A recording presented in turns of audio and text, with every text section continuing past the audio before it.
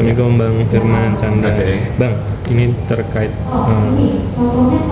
kerusuhan di PN Utara yang melibatkan Rasman, Firdaus Goibo dan Bang Hotman. Menurut Abang sebagai praktisi hukum sesama advokat, pengacara juga, melihatnya seperti apa sih Bang dan tanggapan seperti apa Bang? Oke.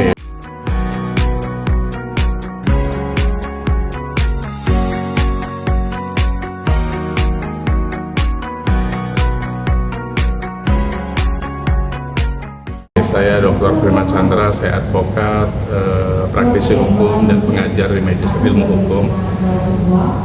Melihat bahwa sesama rekan advokat sebenarnya saya miris juga. Kenapa bisa terjadi? Karena bagaimanapun profesi advokat adalah officium nobil, profesi yang sangat terhormat di masyarakat. Makanya kita dengan kalimat officium nobil harusnya bisa menjaga etika kita. Etika kita pada saat bertindak di dalam pengadilan ataupun di luar pengadilan, di dalam persidangan ataupun di luar persidangan.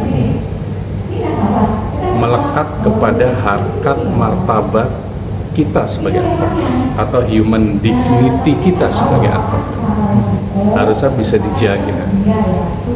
Advokat itu sama dengan polisi, sama dengan jaksa, sama dengan hakim. Kita adalah aparat penegak hukum. Namun kalau polisi punya atasan,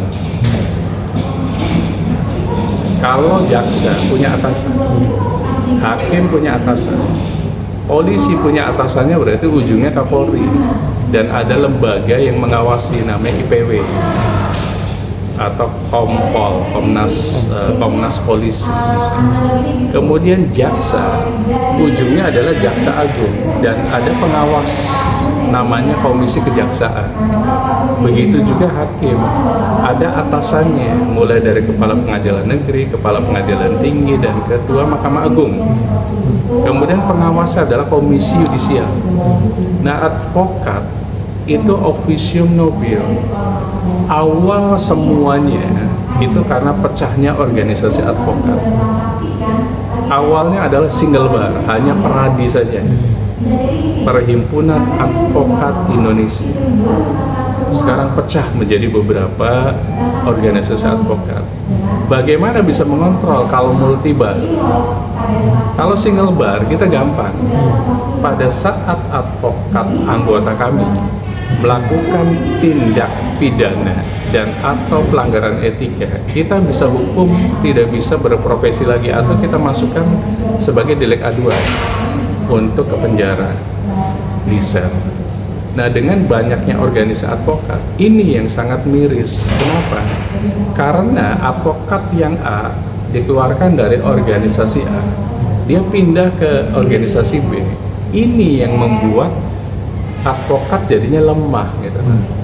Meskipun advokat itu seperti jenderal-jenderal, kita boleh berdiri sendiri. Beda sama kepolisian, ada atasan, ada tim. Kalau kita itu kadang-kadang bisa berdiri sendiri. Advokat itu adalah jenderal-jenderal pengacara sebenarnya.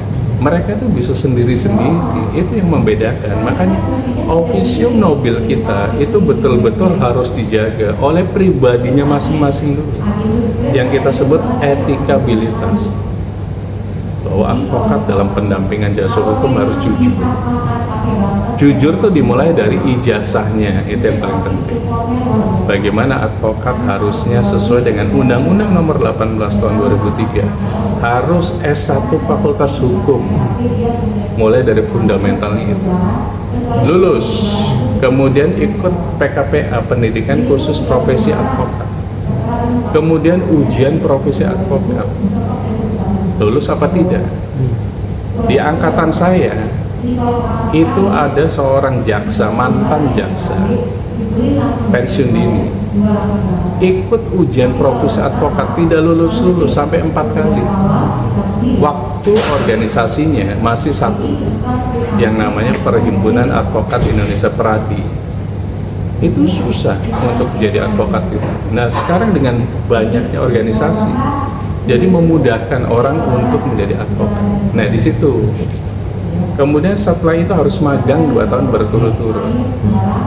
Bagaimana seorang advokat kalau tiba-tiba langsung dapat kasus? Harusnya magang dulu di yang lebih senior gitu loh. Harusnya dia bisa mengerti hukum itu apa sih? Kemudian perdata itu bagaimana sih? Hukum acara perdata itu bagaimana? Kemudian pidana itu bagaimana? Hukum acara pidana itu bagaimana? Nah, kalau dia tidak pernah magang di tempat yang seniornya, bagaimana dia mendampingi kliennya? Mulai dari etika kesopanan dalam persidangan, etika kesopanan dalam penyidikan di kepolisian, etika kesopanan di dalam penuntutan di kejaksaan, sampai persidangan, pengadilan negeri, pengadilan tinggi, Mahkamah Agung, dan peninjauan kembali. Nah, disinilah pentingnya fundamental itu. Kemudian masing-masing punya tupoksi. Advokat adalah membela pada saat sudah mendapatkan surat kuasa. Jadi mulainya kita sebagai pembela adalah dapat surat kuasa dari klien. Kemudian polisi tugasnya adalah menyidik, jaksa menuntut, hakim memutus. Jadi tidak boleh kita menambahkan pembela dan penuntut, nggak bisa.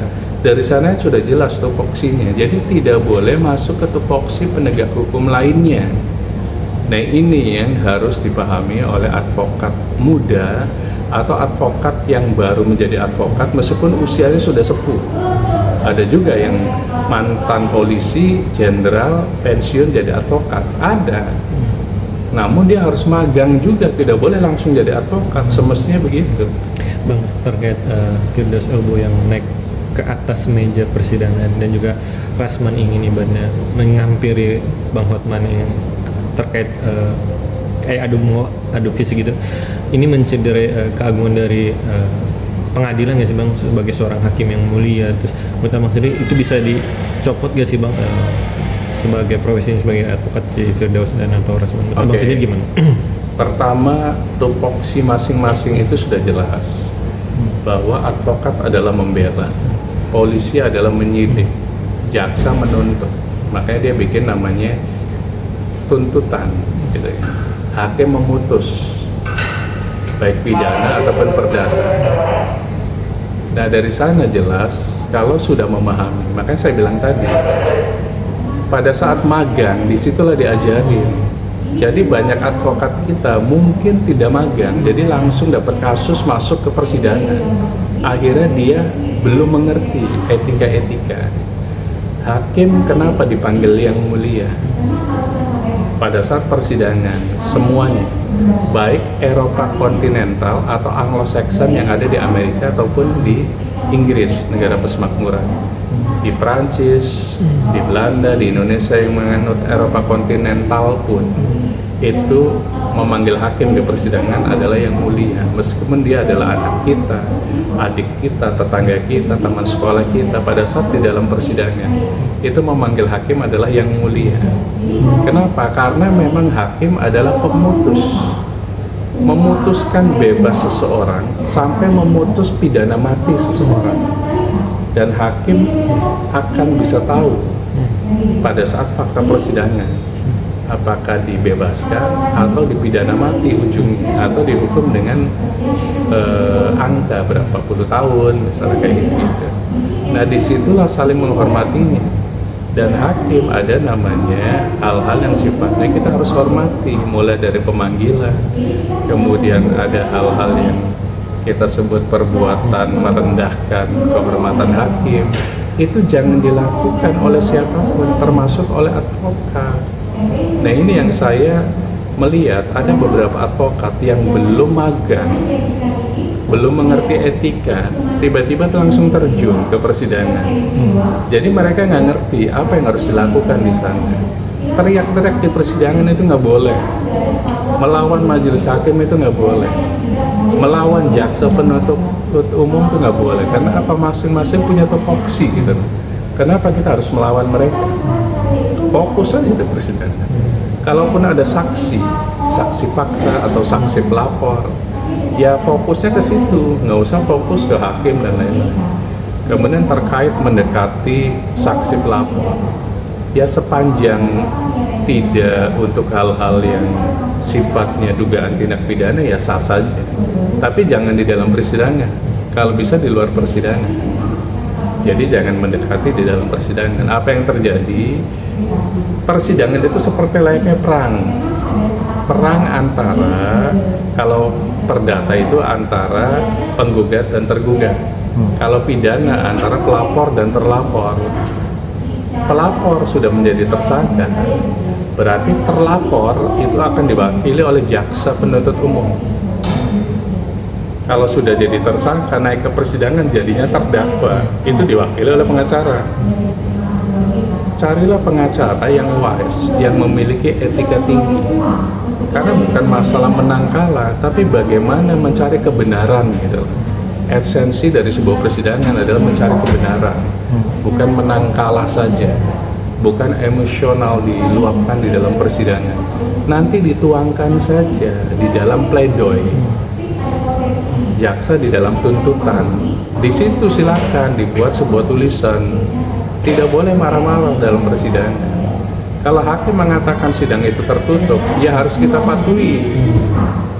Kalau memang sidang terbuka harus kita patuhi, karena hakim lebih mengerti dibanding kita. Tupoksinya dia kok gitu. Kalau memang tupoksi kita hanya membela, semua izin ke majelis hakim. Izin yang mulia boleh enggak kan gitu. Kalau majelisnya menyetujui lanjut, kalau enggak ya berarti enggak boleh. Nah disitulah esensi dari kasus yang kemarin, harusnya saling menghormati. Ini ada dugaan sampai perbuatan merendahkan kehormatan hakim, dan itu fatal.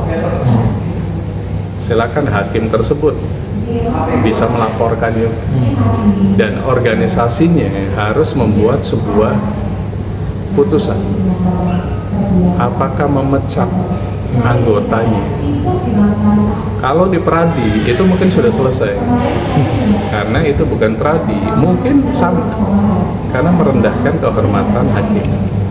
Jadi perbuatan merendahkan kehormatan hakim atau PMKH itu jelas dilarang, karena bagaimanapun hakim adalah wakil Tuhan di muka bumi.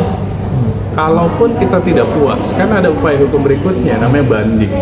Nggak puas lagi kasasi, nggak puas lagi PK, peninjauan kembali. Jadi putusan majelis hakim harus dianggap benar, sepanjang memang fakta persidangannya benar.